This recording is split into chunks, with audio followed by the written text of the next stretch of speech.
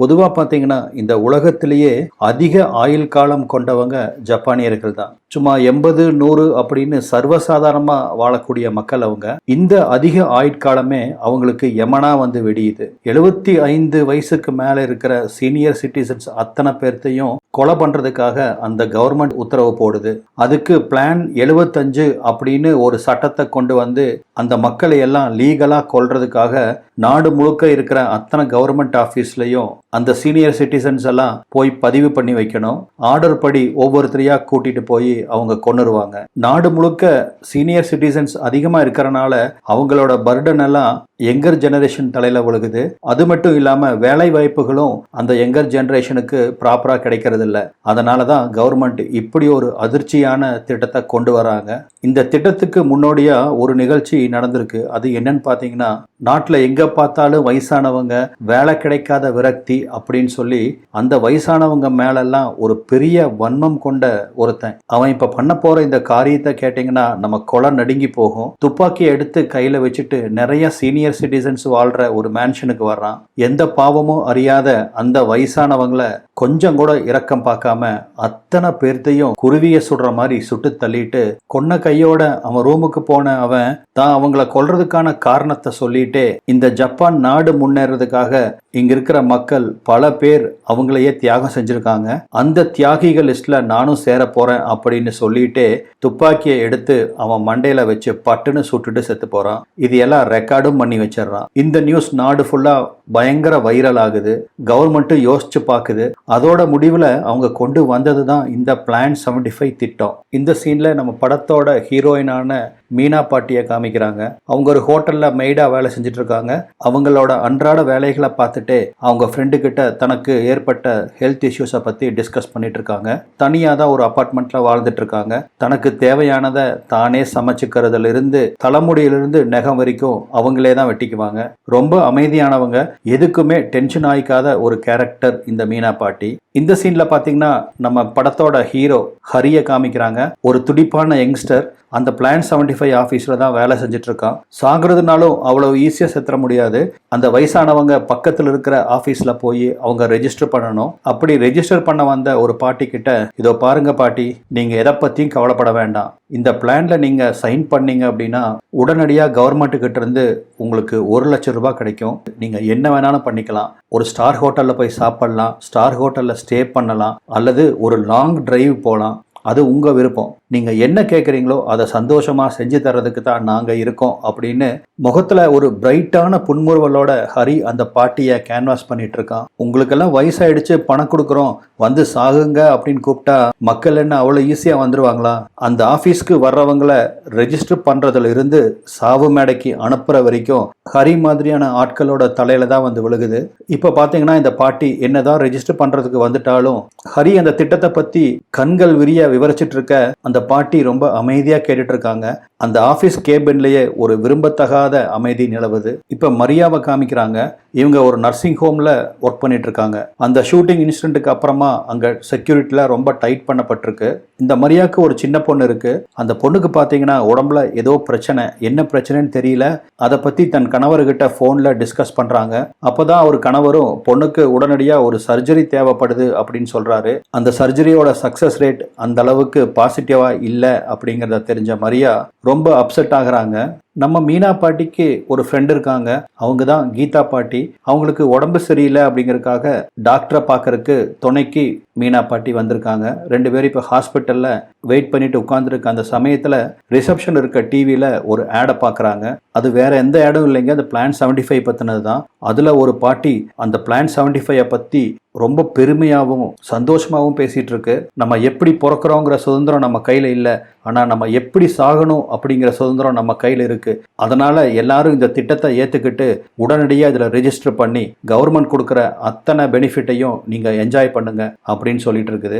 இந்த நியூஸவே மீனா பாட்டி வெறிச்சு பார்த்துட்டு இருக்காங்க. அப்ப இதை கேட்டு கடுப்பான அங்க ஒரு வயசான பேஷண்ட் எந்திரிச்சு வந்து படக்குன்னு டிவி ஆஃப் பண்ணிட்டு போறாரு. டிவியை வேணா ஆஃப் பண்ணலாம், கவர்மெண்ட்டை நீ ஆஃப் பண்ண முடியாது அப்படின்னு மீனா பாட்டி மனசுக்குள்ள சிரிச்சுக்கிறாங்க. ஹாஸ்பிட்டல்ல செக்அப் எல்லாம் முடிச்சுட்டு இப்ப மீனா பாட்டியும் கீதா பாட்டியும் அவங்க ஃப்ரெண்ட்ஸ் வீட்டுக்கு போறாங்க. இவங்களை போல வயசான பல பேர் பாட்டு பாடி அவங்க டைமை ஸ்பெண்ட் பண்றாங்க. இவங்க டீம்ல இருக்கிற இன்னொரு பாட்டி இந்த பிளான் 75 பத்தி டிஸ்கஸ் பண்ண ஆரம்பிக்கிறாங்க. நாளைக்கு நம்ம நோய் நொடின்னு படுத்துட்டா நம்மளோட பசங்க பொண்ணுங்க பேரம் பேத்திக நம்மளை பார்த்துக்குவாங்க அப்படிங்கிறதுக்கு எந்த கேரண்டியும் இல்லை. ஆனா இந்த பிளான் பாத்தீங்கன்னா எனக்கு ரொம்ப பிடிச்சிருக்கு. எந்தவித அலுங்கல் குலுங்கல் இல்லாம நிம்மதியா நம்ம சாகருக்கு ஒரு வழி பண்ணி கொடுத்துருக்காங்க. நம்ம எதை பத்தியும் கவலைப்படாம சந்தோஷமா கவர்மெண்ட் நம்மளுக்கு என்னென்ன வசதிகள் செஞ்சு கொடுக்குறாங்களோ அது எல்லாம் என்ஜாய் பண்ணிட்டு நிம்மதியா போய் சேர்ற வழியை பார்க்கலாம் அப்படின்னு அவங்க சொல்லிட்டு இருக்க மீனா பாட்டி அதை பத்தி யோசிக்கிறாங்க. அன்னைக்கு நைட்டு கீதா பாட்டி வீட்டிலேயே மீனா பாட்டியும் தங்கிக்கிறாங்க. மக மருமக பேரம்பேத்தின்னு இத்தனை பேர் இருந்தும் அனாதையா இருக்கமில்ல, நீயும் நானும் மட்டும் இல்ல கீதா. இந்த உலகத்துல எல்லாரும் இருந்தும் இப்படிதான் பல பேர் அனாதைகளா இருக்காங்க. இப்ப பேசாம படு அப்படின்னு அவங்கள தட்டி கொடுத்து தூங்க வைக்கிறாங்க. இந்த சீன்ல மரியாவை ஒரு சர்ச்சில் காமிக்கிறாங்க. அந்த சர்ச்சோட சீனியர் மெம்பர் மரியாவோட பொண்ணுக்கு ஏற்பட்டிருக்கிற பிரச்சனைய அந்த மெம்பர்ஸ் கிட்ட எல்லாம் சொல்லி மரியாவோட பொண்ணு ஆபரேஷனுக்கு தேவையான ஒரு பெரிய அமௌண்ட் கலெக்ட் பண்ணி கொடுக்குறாங்க. அது மட்டும் இல்லாம மரியாவை தனியா கூட்டிட்டு போய் நீ இப்ப இந்த ஹாஸ்பிட்டல்ல பார்த்துட்டு இருக்க வேலையை விட ஒரு நல்ல வேலை உனக்கு நான் பேசி வச்சிருக்கேன். அது ஏதோ சீனியர் சிட்டிசன் சம்பந்தப்பட்ட வேலையாமா, கவர்மெண்ட் வேலையும் கூட. 8 மணிக்கு போனா 4 மணிக்கு நீ வந்துடலாம், சம்பளமும் அதிகம், வேலையும் குறைவு. நாளைக்கே நீ போய் நான் சொல்ற ஆளை பாரு அப்படின்னு அவங்க சொல்லிட்டு இருக்க மரியாவுக்கு அது ரொம்ப சந்தோஷமா இருக்கு. மறுநாள் காலையில ஆபீஸ்க்கு வந்த ஹரி இந்த திட்டத்துல ரெஜிஸ்டர் பண்றதுக்காக அவனோட சொந்த மாமா உட்கார்ந்துட்டு இருக்கிறத பார்த்து ஷாக் ஆகுறான். எப்படி தன்னோட சொந்த மாமா கிட்டவே போய் இந்த திட்டத்தை பத்தி பேசுறது அப்படின்னு ரொம்ப அவஸ்தைப்பட்ட ஹரி அவன் மேனேஜர் கிட்ட போய் சொல்றான், வந்திருக்கிறது என் மாமா சார், அவர்கிட்ட சொல்றதுக்கு எனக்கு ரொம்ப தயக்கமா இருக்கு, என்னால முடியாது அப்படின்னு அவன் சொல்லவும், யோ நாளைக்கு நானும் இதே மாதிரிதாயா இதே ஆபீஸ்ல ரெஜிஸ்டர் பண்றதுக்கு வர வேண்டியது இருக்கும். என் பையனுக்கே இந்த ஆபீஸ்ல ஒரு வேலை கிடைச்சு வந்தா எனக்கே இந்த திட்டத்தை பத்தி அவன் சொல்லித்தான் ஆகணும். நம்ம ரூல்ஸ் படி நம்ம வாழ்ந்துட்டு போயிட்டே இருப்போம் போயா அப்படின்னு அவர் சொல்றாரு. இங்க பாத்தீங்கன்னா மீனா பாட்டி கூட வேலை செய்யற வயசானவங்க அத்தனை பேர்த்தையும் அன்னைக்கு வேலை முடிஞ்ச உடனே அந்த ஹோட்டல் நிர்வாகம், இனிமேல் நீங்க வேலைக்கு வர வேண்டாம், உங்களை மாதிரி வயசானவங்களை வச்சு மேய்க்கிறது ரொம்ப கஷ்டமா இருக்கு அப்படின்னு கையில செட்டில்மெண்ட் கொடுத்து அவங்க அத்தனை பேர்த்தையும் வீட்டுக்கு அனுப்புது. வேலை போச்சே என்ன பண்றதுன்னு ஒவ்வொருத்தரா கவலைப்பட்டு இருக்காங்க. அதுல ஒரு சிலர் பாத்தீங்கன்னா எங்களுக்கு வேற வழி இல்லை, என்னோட பையன் வீட்டுக்கோ பொண்ணு வீட்டுக்கோ தான் போகணும், கண்டிப்பா என்ன மாதிரி வயசானவங்களை பக்கத்துல வச்சுக்கிறதுக்கு அவங்க சங்கடப்படுவாங்க, ஆனா என்ன பண்றதுன்னு தெரியலையே அப்படின்னு ஒவ்வொருத்தரா வருத்தப்பட்டு இருக்காங்க. நீ என்ன பண்ண போற மீனா அப்படின்னு கேட்கவும், எனக்குன்னு யார் இருக்கா நான் யோசிக்கிறதுக்கு, இப்ப என்னோட யோசனை எல்லாம் கீதாவை பத்தி தான். நாளுக்கு நாள் அவளோட ஹெல்த் ரொம்ப மோசமாயிட்டே இருக்கு, எனக்கு இப்ப அந்த கவலை தான் ஃபர்ஸ்ட். அடுத்தது சம்பாத்தியத்துக்கு நான் உடனடியா இன்னொரு வேலை ஏதாவது பார்த்தாகணும், கையில காசு ரொம்ப கம்மியா இருக்கு, ரொம்ப நாளைக்கு வேலை இல்லாம நான் இருக்க முடியாது அப்படின்னு சொல்லிட்டு மீனா பாட்டி அவங்க வீட்டுக்கு வராங்க. வீட்டுக்கு வந்தா அடுத்த அதிர்ச்சி அவங்களுக்கு காத்திருக்கு. அந்த பில்டிங்க இடிக்க போறாங்களாமா, அதனால அங்க தங்கி இருக்கிற அத்தனை பேர்த்தையும் கூடிய சீக்கிரம் இங்கிருந்து காலி பண்ணி போகும்படி நோட்டீஸ் ஒட்டி இருக்கிறாங்க. இந்த பாட்டி பாருங்க எத்தனை பிரச்சனையை சந்திக்கிறாங்க, ஆனா அவங்க முகத்துல ஒரு சின்ன சலனம் கிடையாது. என்ன நடந்துரும் பாத்திரலாம் அப்படிங்கிற மாதிரி தான் அடுத்தடுத்து அதை கடந்து போயிட்டே இருக்கிறாங்க. வீட்டுல பெரியவங்க எல்லாம் போனதுக்கு அப்புறம் தான் அவங்களோட அருமை நம்மளுக்கு புரியும். ஆனா இந்த கவர்மெண்ட்டுக்கு இந்த பெரியவங்க யாருமே வேண்டாம், எல்லாரும் செத்து தொலைங்க அப்படிங்கிற மாதிரி வாழ்ந்துட்டு இருக்கிறவங்கள வலுக்கட்டாயமா கொண்டு போய் கொல்ல போறாங்க. இதெல்லாம் ஒரு திட்டம் வேற. மீனா பாட்டிக்கு தெரிஞ்ச ஒரு ஃபேமிலிக்கு அவங்க குழந்தைய பாத்துக்கிறதுக்கு ஒரு பேபி சிட்டர் வேணும் அப்படின்னு சொல்லியிருந்திருக்காங்க. அது ஞாபகத்துக்கு வர அவங்களுக்கு ஃபோன் பண்ணி இப்ப கேட்குறாங்க, நாங்க வேற ஆள் பார்த்துட்டோம் பாட்டிமா அப்படின்னு அவங்க பதில் சொல்றாங்க. ஒரு பக்கம் வேலைக்காக பலரை கான்டாக்ட் பண்றாங்க, இன்னொரு பக்கம் வீடு தேடி அலையறாங்க. வேலையும் கிடைச்ச பாடில்லை, வீடும் கிடைச்ச பாடில்லை. அவங்களுக்கு தெரிஞ்ச ஒரு செக்யூரிட்டி மூலமா ஒரு வேலை கிடைக்குது. பஸ் ஸ்டாண்ட்ல பஸ் உள்ள வர்றதுக்கும் வெளியே போறதுக்கும் சிக்னல் கொடுத்துட்டு இருக்க வேலை தான் அது. நைட்டு ஃபுல்லா கையில சிக்னலை வச்சுட்டே நிக்கணும். பாட்டிக்கு 78 வயசு ஆகுது. இப்போ நைட்டு நிலவர கடும் குளிரால மீனா பாட்டிக்கு உடம்பு சரியில்லாம போகுது. இப்ப மரியாவை காமிக்கிறாங்க. அந்த சீனியர் சொன்ன ஆபீஸ்க்கு மரியா வரா. அங்க வந்ததுக்கு அப்புறம் தான் அவளுக்கு தெரியுது அவங்க ரெஃபர் பண்ண வேலை அந்த பிளான் 75 ஆபீஸ்ல அப்படின்னு. பல தடவை கீதாக்கு ஃபோன் பண்ண மீனா பாட்டி அவங்க போனே எடுக்காததால எப்படியோ கஷ்டப்பட்டு நடந்து கீதா பாட்டி வீட்டுக்கு வராங்க. வீட்டுக்கு வந்து பார்த்தா தான் தெரியுது அந்த பாட்டி ஏற்கனவே இறந்துட்டாங்க அப்படின்னு. அவங்க மனசு விட்டு பேசுற ஒரே மனுஷன் இந்த உலகத்துல கீதா பாட்டி மட்டும்தான். அதே போலதான் கீதா பாட்டிக்கும் பல வருஷமா 2 பேரும் உயிர் தோழிகளா வாழ்ந்துட்டு இருந்திருக்காங்க. இப்ப அதுல ஒருத்தர் இல்ல அப்படிங்கிறது மீனா பாட்டிக்கு மிகப்பெரிய வருத்தத்தை கொடுக்குது. வீட்டை காலி பண்ண சொல்லி ப்ரெஷர் வேற. சோசியல் வெல்ஃபேர் ஆபீஸ்க்கு போறாங்க. அங்க போனாலாவது ஏதாவது ஒரு ஷெல்டர்ல இடம் கிடைக்கும் அப்படின்னு அங்க போனா அந்த ஆபீஸ் இப்ப ஃபங்க்ஷன்ல இல்ல அப்படின்னு நோட்டீஸ் ஒட்டி இருக்கு. வெறுத்து போய் பக்கத்துல இருக்கிற ஒரு பார்க்ல போய் உட்கார்றாங்க. அங்க பாத்தீங்கன்னா சில யங்ஸ்டர்ஸ் எல்லாம் வீடு இல்லாதவங்க, அனாதைகளுக்கு அவங்களால முடிஞ்ச சூப்பு ஃபுட்டுன்னு கொடுத்துட்டு இருக்காங்க.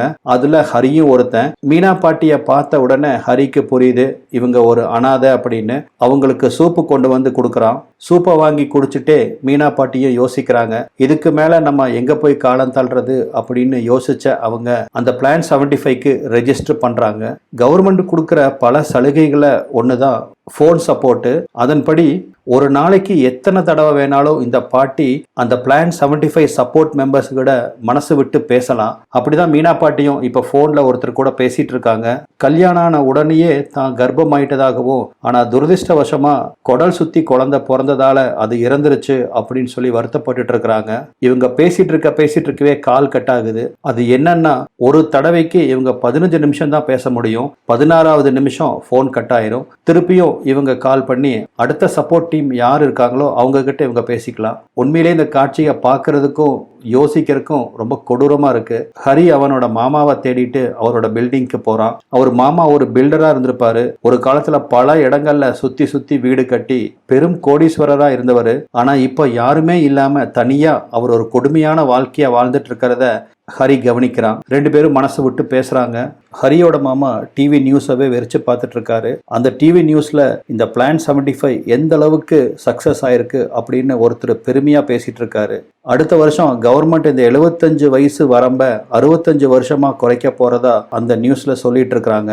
பிரிஞ்சு போக மனசு இல்லாம ஹரி அங்கிருந்து கிளம்பி போறான். இந்த பிளான் 75ல மரியாவோட வேலை என்னன்னு பாத்தீங்கன்னா, இந்த பிளான் 75ல ரெஜிஸ்டர் பண்ணி யாருமே இல்லாம அனாதையா இறந்து போறாங்கல்ல, அவங்க செத்ததுல இருந்து புதைக்கப்பட்டு அதுக்கப்புறம் அவங்க ஈம காரியங்கள் அத்தனையும் செஞ்சு முடிக்க வேண்டியது மரியாவோட வேலை. அவளோட வேலையில ரொம்ப ஜென்யூனா நடந்துட்டு இருக்கா.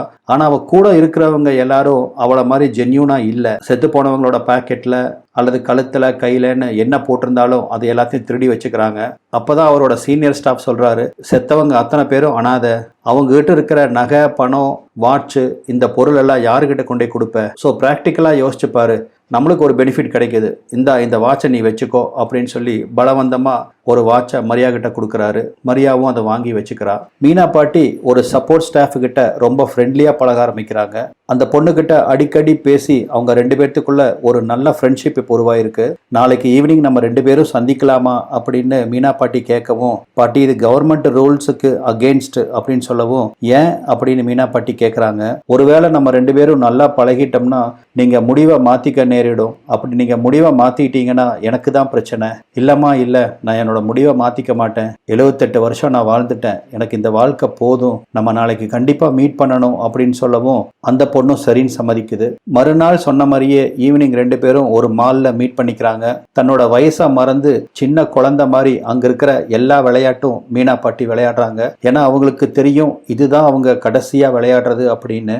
கவர்மெண்ட் கொடுத்த அந்த 1 லட்சம் ரூபாயும் இந்த பணம் எனக்கு எந்த விதத்திலையும் சந்தோஷத்தை கொடுக்காது அப்படின்னு அந்த பணத்தை அந்த பொண்ணுக்கே மீனா பாட்டி கொடுத்துட்றாங்க.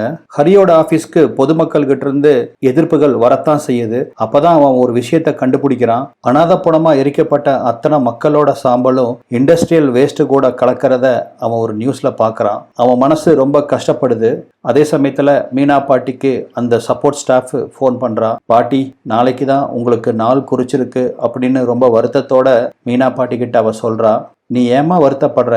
இந்த கெல்ட்டுக்கட்ட இதுக்கு மேல இருந்து யாருக்கு என்ன யூஸ் ஆக போகுது? பாட்டி நான் ஒன்னு சொல்றேன், இது ரூல்ஸுக்கு அகெயின்ஸ்ட் தான், பட் என்னால முடியல, நீங்க உங்களோட முடிவை ரீகன்சிடர் பண்றீங்களா அப்படின்னு கேட்க, இல்லம்மா இல்லை, கண்டிப்பா இல்லை, என்னோட முடிவில் எந்த மாற்றமும் இல்லை அப்படின்னு மீனா பாட்டி உறுதியா சொல்றாங்க.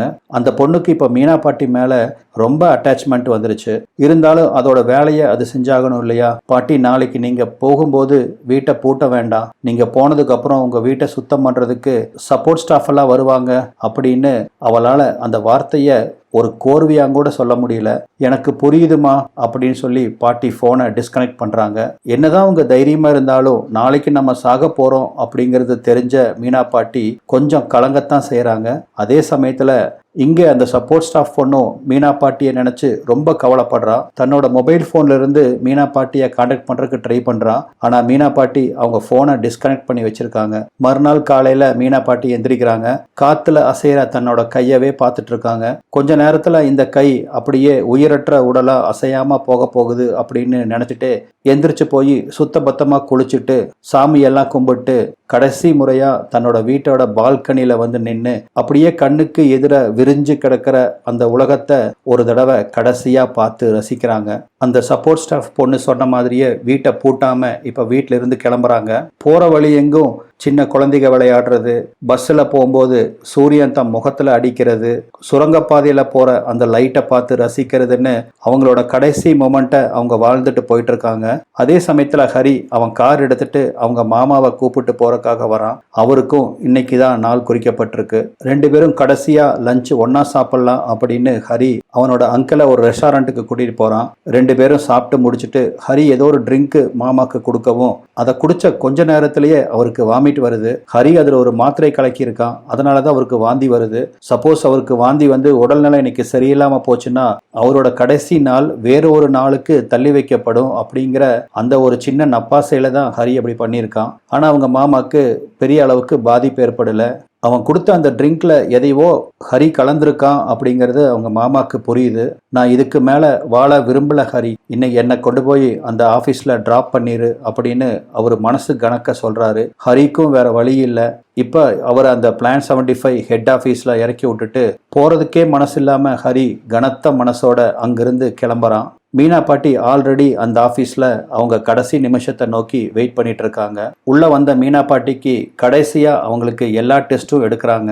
அவங்க ஹார்ட் பீட்டு அவங்களுக்கே கேட்குற மாதிரி ஒரு மெஷினை பொருத்துறாங்க. டென்ஷனில் தன்னோட ஹார்ட் பீட் அதிகமாக துடிக்கிறத மீனா பாட்டியால் கேட்க முடியுது. எல்லா டெஸ்ட்டும் முடிஞ்சு கடைசியாக தன்னோட உயிர் போகிறதுக்காக அவங்க காத்திருக்காங்க. பக்கத்து பெட்டில் ஹரியோட மாமாக்கு எல்லா டெஸ்ட்டும் முடிஞ்சு அந்த ஹார்ட் நிற்கிறதுக்காக இன்ஜெக்ஷனும் போட்டாச்சு. பக்கத்தில் படுத்திருந்த ரெண்டு பேரும் ஒருத்தர் இப்போ பார்த்துக்கிறாங்க. மீனா பாட்டியை கண்ணோட கண்ணு பார்த்துட்டே அந்த கண்ணு வழியாவே அவரோட மாமா தன்னோட உயிரை விடுறாரு. இப்போ அந்த வெறிச்ச கண் மீனா பாட்டியே பார்த்தபடி இருக்கு. அந்த கடைசி வினாடியில அவரோட கண்ணு வழியா உயிர் போறத மீனா பாட்டியால உணர முடியுது. கார்ல போயிட்டு இருந்த ஹரிக்கு எப்படியாவது அவங்க மாமா கிட்ட பேசி இந்த முடிவை மாத்திக்க சொல்லணும் அவன் மனசு சொல்லவும் உடனடியா பிளான் 75 ஆபீஸ்க்கு அவன் காரை திருப்புறான். அவரை பார்க்கறதுக்காக வேகமா உள்ளோடி வர்றான். மீனா பாட்டி உட்கார்ந்து இருக்கிறத பார்க்கறான். பக்கத்து பெட்டில் உயிரில்லாத அவனோட மாமாவோட உடம்பத்தான் அவனால பார்க்க முடிஞ்சது. ரொம்ப நொந்து போயிடுறான். உடனடியா ஒரு முடிவெடுக்கிறான். தன் மாமாவோட சாம்பல் இந்த இண்டஸ்ட்ரியல் வேஸ்ட்ல கலக்கக்கூடாது அப்படின்னு சொல்லி முடிவெடுத்து அங்கிருந்து யாருக்கும் தெரியாம செத்து போன அவனோட மாமாவோட உடம்ப திருடிட்டு வெளியே வர ஆரம்பிக்கிறான். அங்க ரவுண்ட்ஸ் வந்த மரியா அதை பாத்துறா. மேனேஜ்மெண்ட்ல ரிப்போர்ட் பண்ண போறா அப்படின்னு நினைச்சா அதுக்கு மாறா அவ ஹரிக்கு ஹெல்ப் பண்றா. அவ மாமாவோட பாடிய காருக்கு கொண்டு போறதுக்கு அவ ஹெல்ப் பண்றா.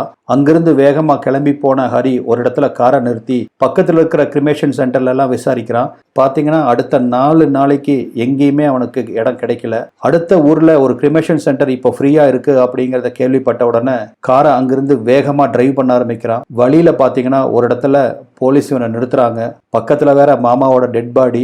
ஒரு நிமிஷம் ஹரிக்கு ஹார்ட் பீட்டே நின்னுருது. பக்கத்துல வந்த போலீஸ்காரரும் இந்த ரோட்ல எல்லாம் இவ்வளவு ஸ்பீடு ஆகாது தம்பி, பார்த்து மெதுவா போ அப்படின்னு அறிவுரை சொல்லிட்டு அவர் பாட்டுக்கு கிளம்பி போயிட்டே இருக்கிறாரு. பக்கத்துல உட்கார்ந்தது வயசானவர் அப்படிங்கறதால அவர் பெல்ட் போட்டுட்டு தூங்கி இருப்பாரு அப்படின்னு நினைச்சிட்டார் போல இருக்கு. இப்பதான் ஹரி கொஞ்சம் ரிலாக்ஸ் ஆகுறான். அதே சமயத்துல மரியா அவ சைக்கிள்ல ஒரு மலைப்பாதையில ஏறிட்டு இருக்கா. அதே சமயத்துல அதே மலைப்பாதைய மீனா பாட்டியும் ஏறிட்டு இருக்கிறத காமிக்கிறாங்க. ஹரி மாமாவோட சாவை கண்ணுக்கு கண் பார்த்த மீனா பாட்டிக்கு மனசு மாறுது. இந்த உடம்புல ஹார்ட் பீட் இருக்கிற வரைக்கும் தன்னோட வாழ்க்கை தனக்கு சொந்தமானது, அந்த வாழ்க்கை எப்படிப்பட்டதா இருந்தாலும் சரி அப்படின்னு முடிவு பண்ணி தான் அந்த பிளான் 75 ப்ரோக்ராமை கேன்சல் பண்ணிட்டு பாட்டி இப்போ இங்கே வந்திருக்காங்க. தன்னோட ஃப்ரெண்ட்ஸ் கூட சேர்ந்து பாடுற பாட்டை தனியாளா இப்போ அந்த மலை மேலே பாடிட்டு இருக்காங்க. அப்படியே இந்த படமும் முடியுது.